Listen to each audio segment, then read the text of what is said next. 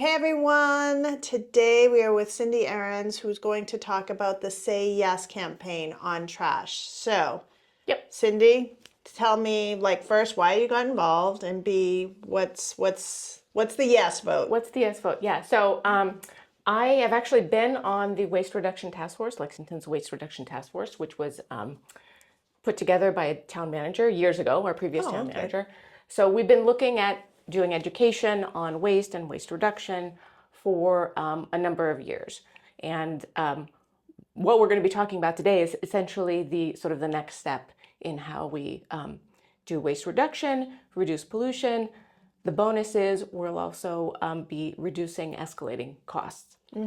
So there is a very old, from the 1920s, over 100-year-old bylaw on the books that talks about residents, the select board providing residents with a place to put their ashes and cinders and rubbish for free. And because of that word free in there, that's essentially what we're changing so that we can move to a responsible, modernized trash collection system that almost every other town around us is doing. Right. And so the select board, the Waste Reduction Task Force, proposed it to the select board. The select board said, go out, get some more information, get data, start reaching out to the community. We were doing that, having dozens of meetings, et cetera, public meetings. And the select board said, yes, we should move forward with this plan, modernization plan, but we have to make this change to this bylaw, which needs town meeting to pass it. Okay. So this spring, we brought it to town meeting. Town meeting passed it by a 40-point margin. But there were some citizens that were concerned about, that didn't agree with what was passed.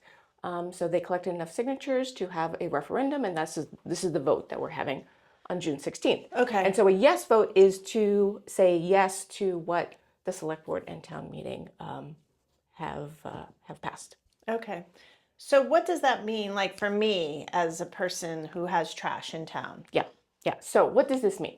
This means the program, not all of the final details have been put together, but we have a lot of details. And I know that makes people uneasy. People are sort of, their change is hard. It's unsettling. We have changes, lots of different changes happening in town. So I get that. But what details we do know is that, and it's written into the bylaw that was passed, that every resident that has curbside trash service will get one bin for no fee, no extra cost. Okay, so what size bin? So the select board just said yesterday, not this Monday, today's Friday, that they are open to having multiple size bins for different households. Oh, okay. And the range that we've been looking at is 35, 48, and 64 as the size of the bin that I would have actually no. need to bring my trash can in for you to tell me what size. What size is it? Yes, and that's interesting because I think a lot of people don't really know what that is. No. We had done an audit last year of over 1,400 households, and basically, in terms of people's volumes, the vast majority, over 80%, put out one bin as opposed to two, or barrels as opposed to two or more, and they range. 63% can fit in a 35-gallon bin, and about 88% can fit in a 64-gallon bin. Mm-hmm. So it's really the majority. From that data, it shows us that a majority of residents can fit their waste without making any changes in one bin. And I think that's a really important point to get out. Right. No, I think that's because probably the most important point, There's some confusion out there. Yeah. Right. There's also been questions about, well, what about, these, extra fees that will only affect, maybe 10% on any given week, maybe 10% of the community, maybe 15% of the community.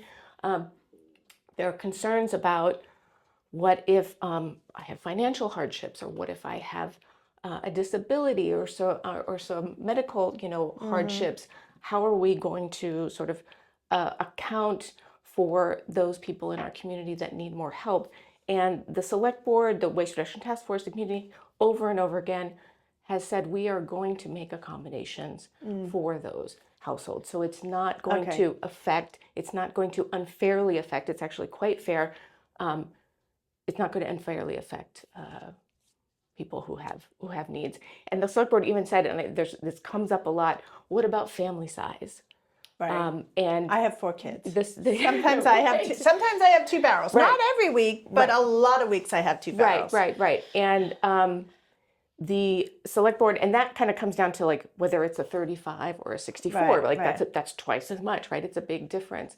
The select board has said on Monday that they want to put together a program that allows multiple bin sizes. So I think we have a lot of confidence that this is just going to work very well for a lot of people.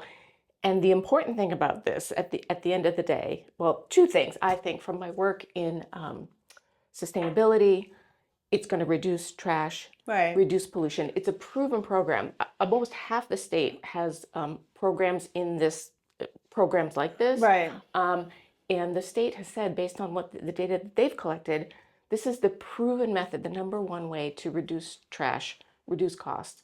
And that reduces pollution for our neighbors because we send all of our trash to an incinerator. Right. Which creates some pollution, and we're reducing pollution of our neighbors.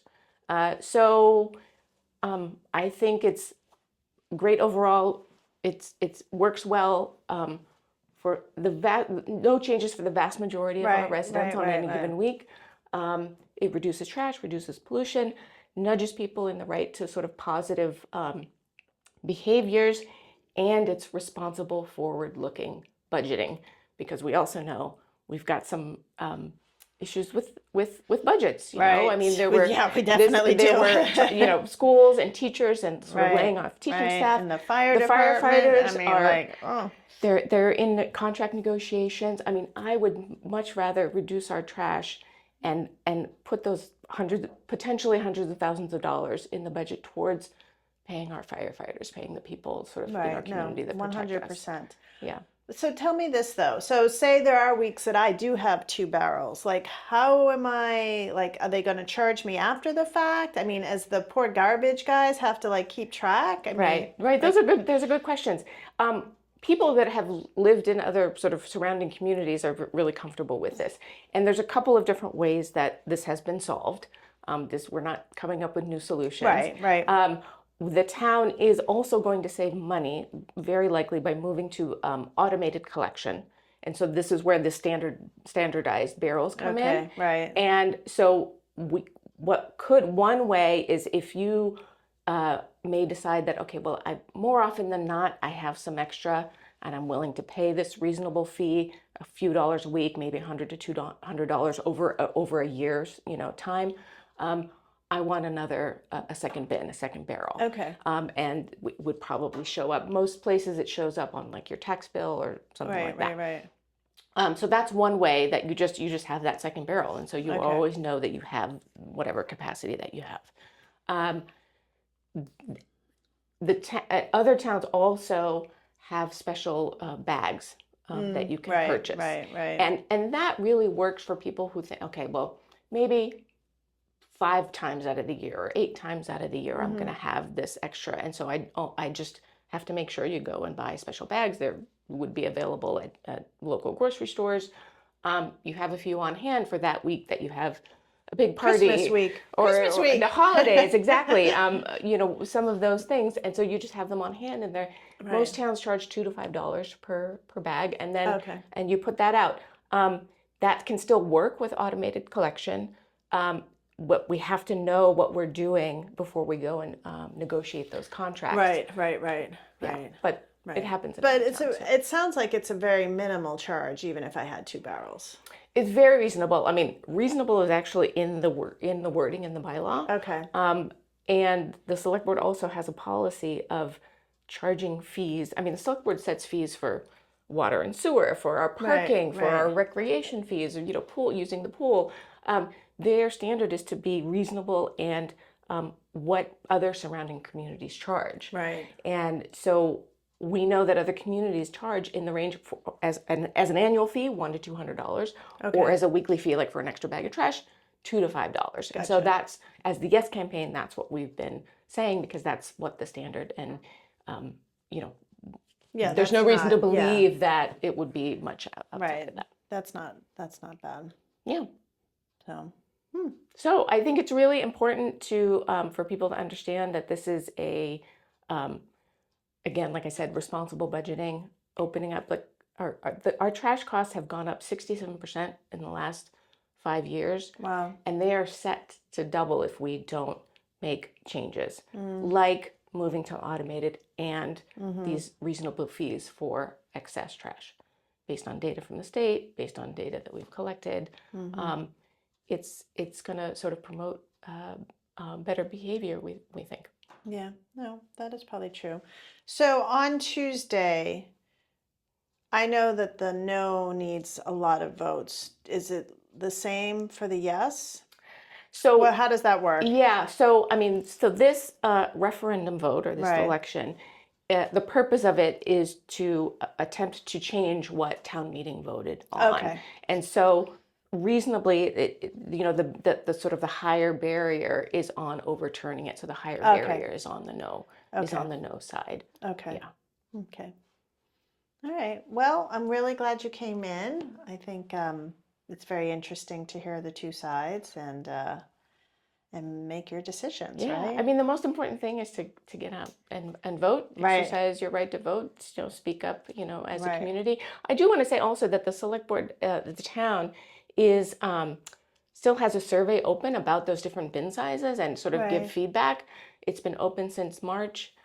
It's going to be open through the election to really sort of understand and shape a program that works. We have really good foundation and sort of the base details, but it's important for people to let a lot of other towns around us, like Winchester, you pay for your own trash. Yeah, Acton, you pay for your own trash. Like, I mean, there are definitely, I don't know what Belmont does. So Belmont, it's a really good point, because when I say, almost all the towns around us are doing this, they're doing it to different degrees. Arlington, Belmont, Burlington, Bedford, and Woburn all have the similar type of program that we're talking about, which the first bin is free. No, it's free. It's paid for through your taxes. Right. It has no fee associated with it. But towns like Winchester, like you mentioned, Acton, Concord, they charge from the beginning. Right. Yeah. You want. You can't. It's part of their service, and this is the reality of health insurance costs are, like, all sorts of costs are going up, and it's really and garbage has always been a problem.